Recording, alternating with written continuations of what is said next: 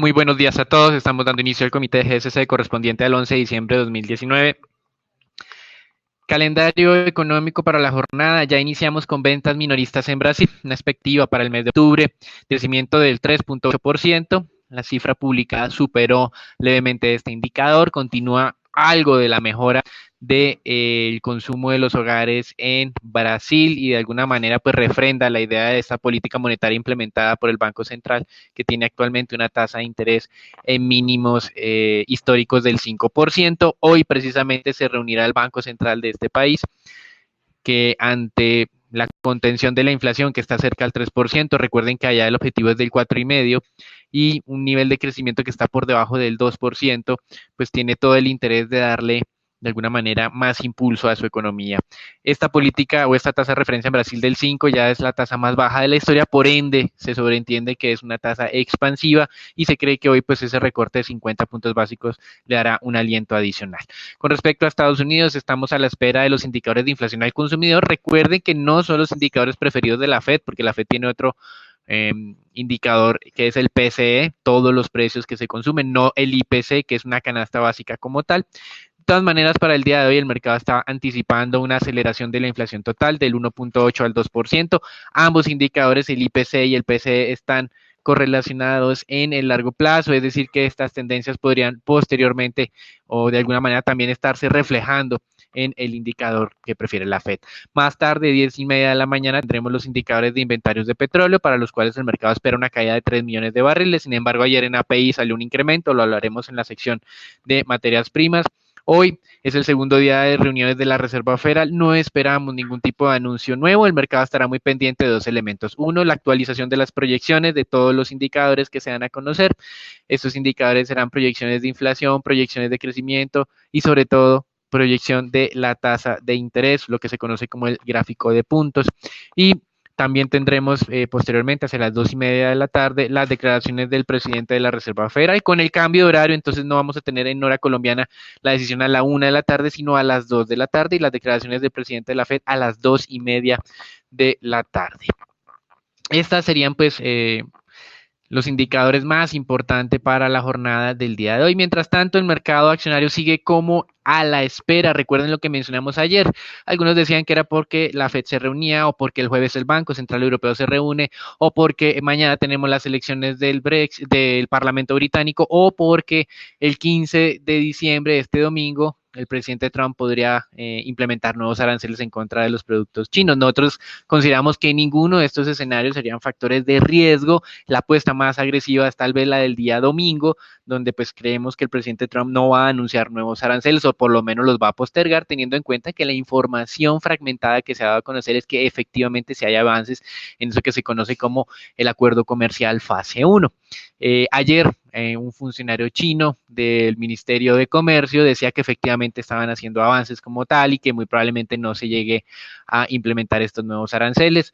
Y hoy lo que tenemos es que ese asesor de la Casa Blanca, Peter Navarro, quien escribió un libro en contra de ese dominio chino, se mostraba un poco menos amigable y decía que el presidente Trump todavía no había tomado una decisión y que mañana se va a reunir con el equipo negociador de Estados Unidos para, digamos, tomar ya o adoptar algún tipo de determinación para el próximo domingo. Veremos entonces cómo continúa este tema o evolucionando esta información. Mientras tanto, los mercados accionarios ayer descendieron 0.1%, no mucho. Ayer tuvimos el tema de la oficialización de 2 cargos en este proceso de destitución que adelantan los demócratas en contra del presidente Trump. No pasó mayor cosa en el mercado accionario, está muy a la expectativa y como hemos mencionado, este es un proceso que no es rápido, pero tampoco que el mercado considere que vaya a llegar a la destitución definitiva del presidente de los Estados Unidos, independiente, como hemos mencionado en numerosas ocasiones, que efectivamente haya razones para efectuar la destitución. Recuerden que es un tema partidista, Senado controlado por republicanos, Cámara por los demócratas,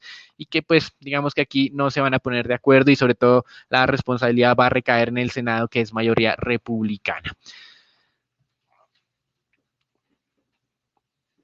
Desde el punto de vista corporativo, 2 anuncios muy atractivos o muy interesantes para mostrar qué viene ocurriendo en el mundo. El primero, Credit Suisse augurando un mal año 2019 en total. Digamos que ya hemos recorrido 3 trimestres y el cuarto trimestre, pues seguramente las directivas de Credit Suisse ya tienen la mayoría de la información y afirmaron que durante este año 2009, debido a las tasas de interés negativas reinantes en Europa, recuerden que Credit Suisse está en Suiza, sus resultados van a ser negativos durante todo este año. Y esto pues es como un llamado de atención y es la razón por la cual Goldman Sachs, JP Morgan, etcétera, todos estos presidentes en Estados Unidos de bancos de inversión o bancos comerciales están hablando en contra de las tasas de interés negativas porque afectan al sector financiero, aunque pues es algo que al presidente de los Estados Unidos le suena mucho bajo la idea de que tasas de interés negativas permitir a Estados Unidos que en su endeudamiento le paguen por endeudarse, que es lo mismo que le ocurre a Alemania actualmente. Y la otra noticia interesante tiene que ver con Tesla. Tesla que tiene dos mega fábricas en los Estados Unidos, una en Buffalo y otra en Texas, que abrió recientemente una en Shanghai para producir cerca de 250,000 vehículos al año en la primera fase y a expandirla hasta 500,000 vehículos. Ya está adelantando aún más ese plan para tener una fábrica también en Berlín con capacidad para 500,000 vehículos y generar 10,000 puestos de trabajo directos. Si ustedes observan, en medio de todo este periodo de desglobalización, como lo calificaba UBS en uno de sus documentos de hace 2 semanas sobre proyecciones 2020, lo que está haciendo Tesla es un manejo estratégico para que en caso de que haya aranceles no sean afectados porque cada una de estas zonas económicas importantes va a tener una planta directa.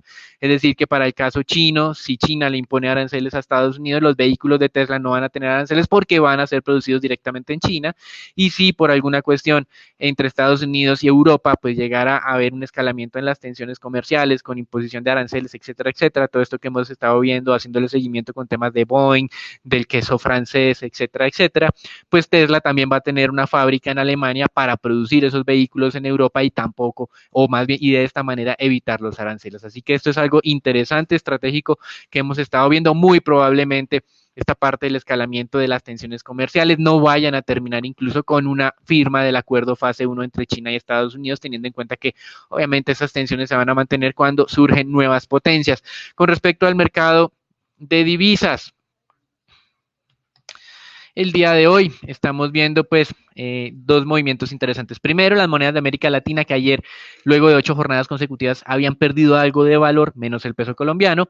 Hoy están retomando como esa dinámica positiva. Y el dólar frente a las monedas de reserva que ayer se había fortalecido, hoy está perdiendo valor, se está acercando a los mínimos de negociación del dólar frente al euro, el yen, el franco suizo, la libra esterlina, etcétera, etcétera, observados durante mediados de octubre de este año. Así que hoy, en teoría, el arranque no es de fortalecimiento del dólar, sino algo de debilitamiento y lo veremos también en la sección del peso en el mercado colombiano. Dos temas, bueno, un tema interesante, libra esterlina pierde algo de impulso porque en el último sondeo de intención de voto, si bien el partido del primer ministro Boris Johnson obtendría la mayoría suficiente para tomar decisiones en el Parlamento, esa mayoría frente a los anteriores sondeos sería menor de lo estimado inicialmente. Entonces acá hay algo como de pérdida de impulso, por eso la libra esterlina ha dejado de fortalecerse. Desde nuestro punto de vista también el mercado tiene toda la razón de dar espera a los resultados del día de mañana 12 de diciembre. En temas petroleros, el día de ayer se dio a conocer que los inventarios API, diferente a lo que esperaba el mercado para hoy con los inventarios oficiales que publica el Departamento de Energía. Los API, recuerden que no tienen en cuenta las reservas estratégicas en las islas, solo tienen que ver con las reservas de las empresas privadas, calculó un incremento de 1.4 millones de barriles. Ese 1.4 millones de barriles muy probablemente habría generado algo de descensos en el mercado petrolero, pero digamos que ha estado relativamente fuerte acompañando esa señal técnica que nosotros mencionábamos ya hace un par de semanas.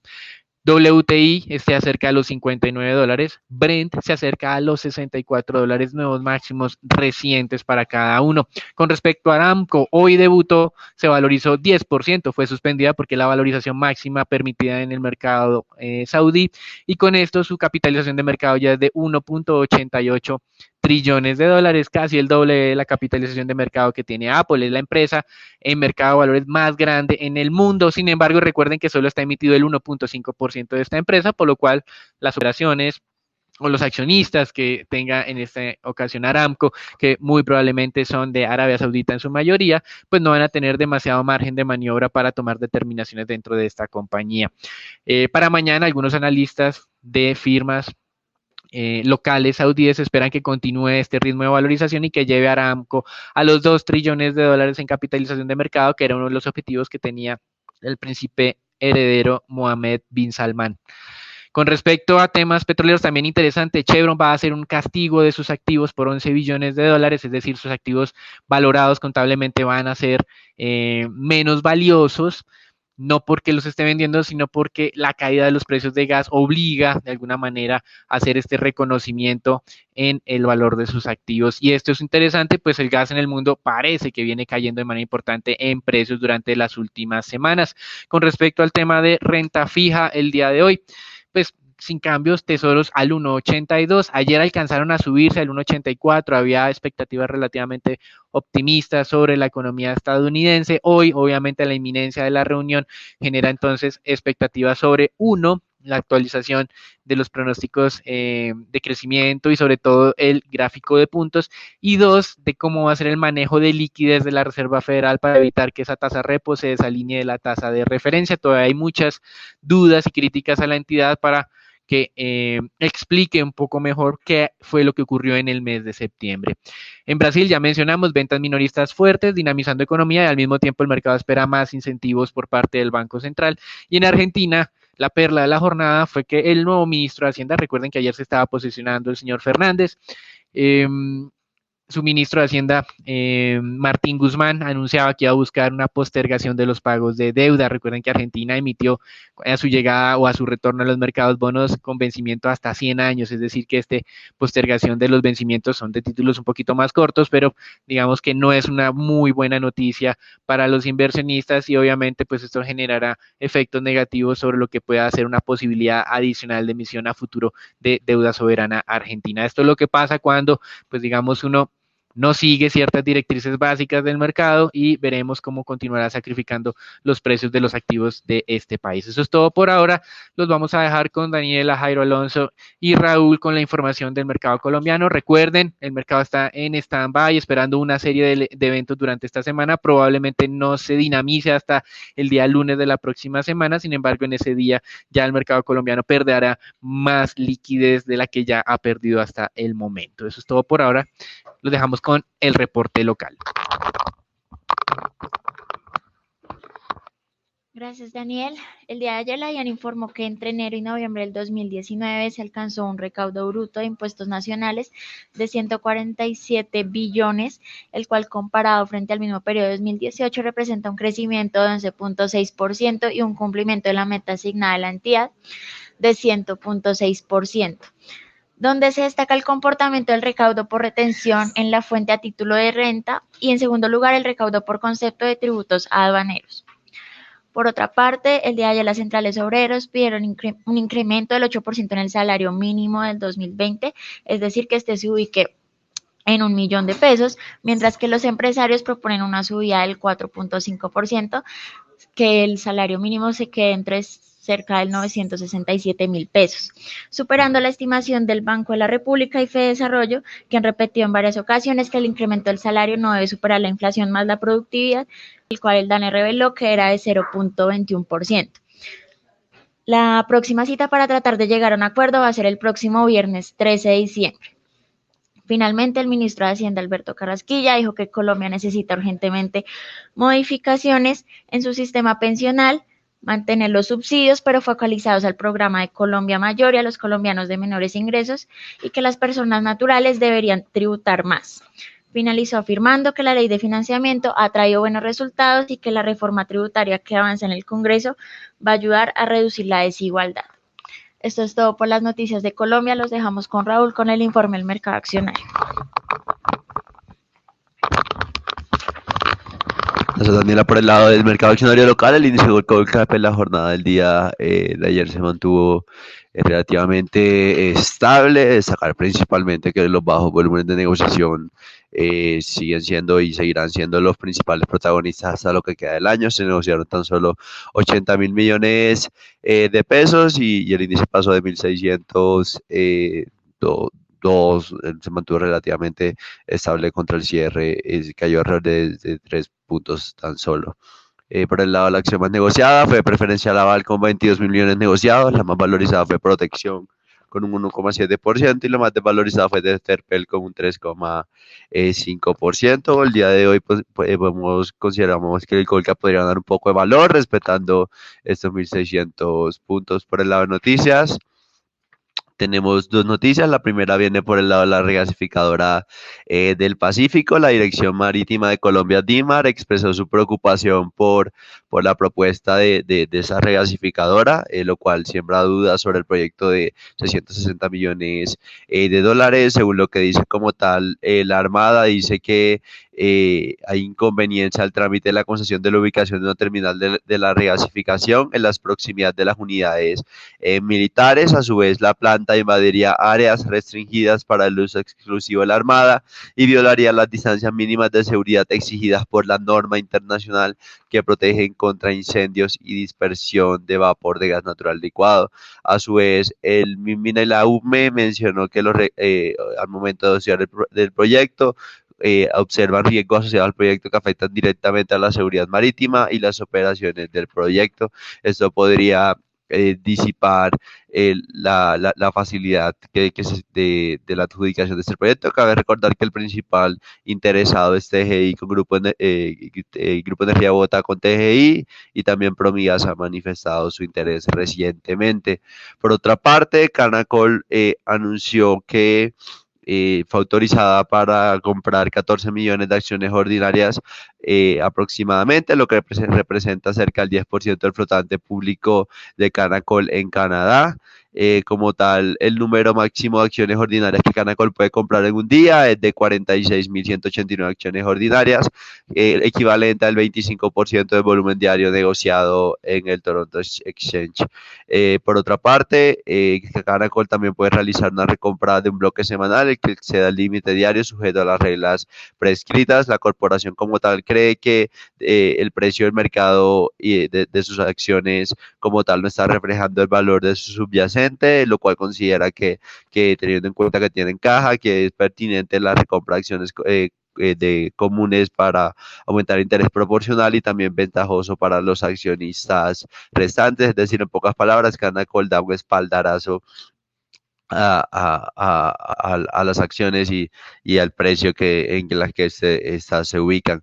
Por otra parte, Bancolombia anunció una emisión de bonos subordinarios de 550 millones de dólares con vencimiento a 10 años y una opción de redención a 5 años con un cupón de 4,625 pagadero de forma semestral el 18 de junio, el 18 de diciembre de cada año, comenzando el 18 de junio del 2020. Los recursos obtenidos para realizar la operación son como tal usados para el manejo de deuda anunciado previamente, que es el intercambio de otros bonos. Por las recomendaciones, todas las recomendaciones en la jornada del día de ayer ganaron valor, excepto el grupo Nutresa, la cual se desvalorizó levemente. Mantenemos la perspectiva positiva de las recomendaciones. Seguimos de cerca principalmente un posible cambio de recomendación en Canacol y también a Bianca, que como lo podemos observar desde el punto de vista técnico, la especie ha mostrado importantes recuperaciones según el Fibonacci de cerca de los últimos 2 años. La especie ha venido tocando el nivel del 38.2, donde la jornada del día de ayer lo tocó por sexta vez consecutivo. Consideramos que en la medida de que confirme la ruptura de ese nivel, es decir, se ubique por encima de los 1.933 pesos, consideramos que el nivel atractivo de entrada estaría cerca de los 1.950 pesos. Consideraríamos cambiar de recomendación de neutral a la compra especulativa. Consideramos que la medida que se eliminan los riesgos de corto plazo con la refinanciación exitosa de la deuda y la extensión de préstamos que mejoran su margen de maniobra en el corto plazo, consideramos que la especie podría seguir recuperándose, ya que está bastante descontada contra sus fundamentales. Y finalmente tenemos la acción de Cemex, la cual en la jornada del día de ayer también se valorizó, destacar principalmente desde el punto de vista técnico que la especie estaría posiblemente dando un señal de cambio de tendencia, es decir, en la medida que confirme la ruptura de los 5.000 pesos, podríamos observar un posible cambio de tendencia sobre la cementera mexicana. A su vez, destacar que consideramos que el mercado está más pendiente acerca de la información acerca de la licencia ambiental de Maceo. Como tal, no hay fechas estipuladas, pero esperamos que a partir del primer trimestre del próximo año se podrá conocer más información. Sin embargo, cabe recordar que se mantiene el entorno retador de la cementera, principalmente por lo que está pasando en Centroamérica, aunque posiblemente se podrían observar recuperaciones por el lado de Panamá en el 2020. Eso fue todo desde el punto de vista accionario y los dejamos con dólar con Daniel. Bueno, el dólar ayer cerró muy cerca de ese nivel de 3.400, donde se configuraría un eventual cambio de tendencia. Se negociaron 1.031 millones de dólares y hoy estamos viendo que, al igual que el resto de monedas de Latinoamérica, el dólar pierde valor frente al peso colombiano. Está negociándose en este momento muy cerca al 3.400, alcanzó a abrir al 3.397, descendió al 3.395, así que necesitamos la confirmación que se negocie por debajo del 3.47, del 3.400 y que siga ahí al cierre del día de hoy para confirmar esa eventual ruptura. Por ahora no lo ha hecho aún técnicamente, así que hay que hacerle seguimiento y recuerden que el mercado en general está muy apático frente a las expectativas que generan estas reuniones de los bancos centrales, las elecciones en el Reino Unido y la eventual decisión o no de nuevos aranceles a productos chinos este domingo 15 de diciembre. Eso es todo por ahora. Los dejamos con Daniela y Jairo Alonso para la información del mercado de renta fija local.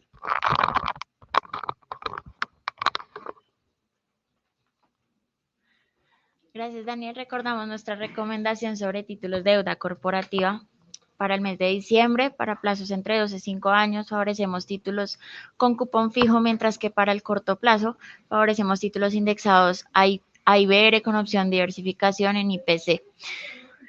Por el lado de los cierres de las tasas de negociación, al día de ayer se siguen viendo desvalorizaciones mensuales en todas las referencias, donde los IBR siguen teniendo las mayores desvalorizaciones a plazos de un año en cerca de 32 puntos básicos, seguidos de los IPC a 5 años en cerca de 12 puntos básicos.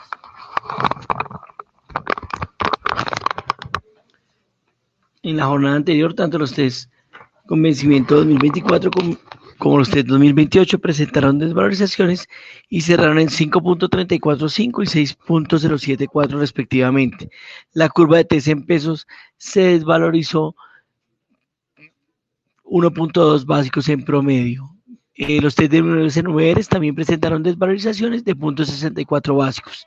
En deuda corporativa se operaron alrededor de 33.200 millones a través del sistema transaccional y 971.000 millones por registro. Lo más transado fue tasa fija con vencimiento a 2020, seguido de IBR con vencimiento a 2021.